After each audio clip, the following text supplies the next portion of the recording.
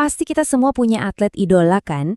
Tapi pernah nggak sih kita mikir, apa ya yang bikin mereka itu bukan cuma jago, tapi benar-benar jadi legenda? Nah, di sini kita bakal coba bongkar bareng-bareng nih resep rahasia di balik kehebatan mereka. Apa ini murni soal bakat dari lahir aja? Atau karena latihannya yang super gila? Atau mungkin ada sesuatu yang lebih dari itu yang sering kita lewatin? Nah, ini nih pertanyaan besar yang bakal jadi kompas kita kali ini. Dan buat cari jawabannya, kita nggak usah jauh-jauh kok. Kita bisa lihat inspirasinya dari pahlawan-pahlawan olahraga kita sendiri. Coba bayangin deh kecepatannya Anthony Sinisuka Ginting di lapangan. Atau kekuatannya Arya Susanti Rahayu pas manjat tebing. Keren banget kan? Oke, tapi sebelum kita bedah kehebatan mereka, kita butuh alat yang pas dulu nih. Anggap aja kita butuh kacamata khusus buat melihat lebih detail.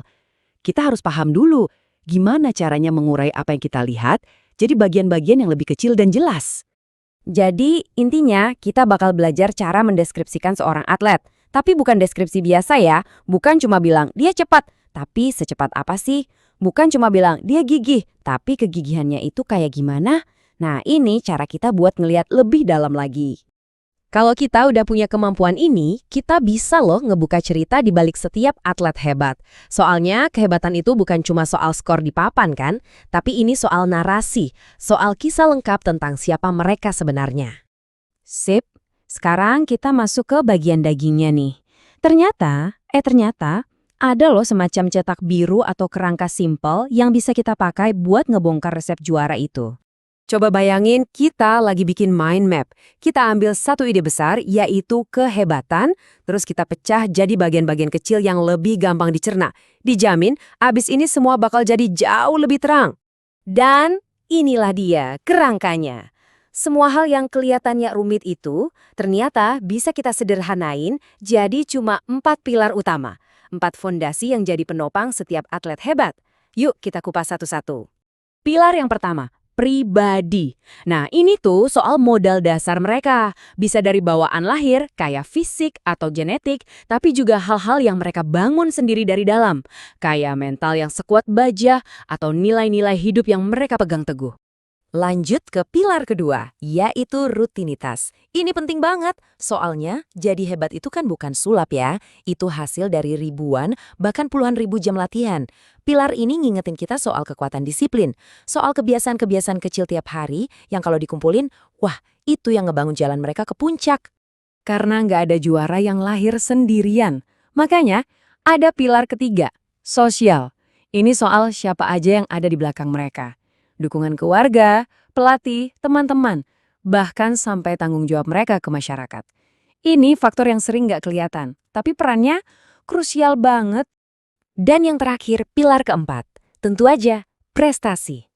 Inilah hasilnya, buah dari semua kerja keras tadi. Bukti nyata yang bisa kita semua lihat, mulai dari piala di kompetisi antar kampung, sampai medali emas di Olimpiade. Oke, keren. Kita udah punya cetak birunya nih. Sekarang waktunya kita uji coba.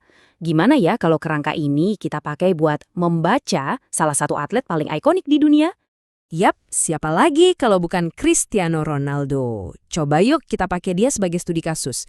Kita lihat gimana sih 4 pilar tadi, pribadi, rutinitas, sosial, sama prestasi, benar-benar kelihatan nyata dalam diri seorang mega bintang kayak dia. Coba deh perhatiin, semua pilar tadi nyambung banget di diri dia. Skill fisiknya yang luar biasa, itu pilar pribadi. Sikapnya yang rendah hati sama fans, itu juga bagian dari pribadi. Terus aksinya ngasih jersey ke fans yang cedera, wah itu contoh nyata dari pilar sosial. Kelihatan kan? Semuanya saling terkait. Nah, dari tadi kita ngomongin orang lain terus. Sekarang giliran kamu. Yuk pakai kacamata yang sama buat ngelihat sosok juara versi kamu sendiri. Coba deh sekarang lengkapi kalimat ini di dalam hati. Aku kagum sama nama atlet, soalnya dia... Siapa nih yang langsung kepikiran? Dan yang lebih penting lagi, kenapa? Nah, sekarang coba deh bedah idola kamu itu pakai 4 pilar yang tadi. Sisi pribadinya, apa yang bikin kamu terinspirasi? Rutinitasnya gimana? Terus peran sosialnya, dan pastinya prestasinya. Apa sih yang bikin dia bener-bener spesial di mata kamu? Oke, sebagai penutup, aku mau tinggalin satu pertanyaan buat kamu renungin.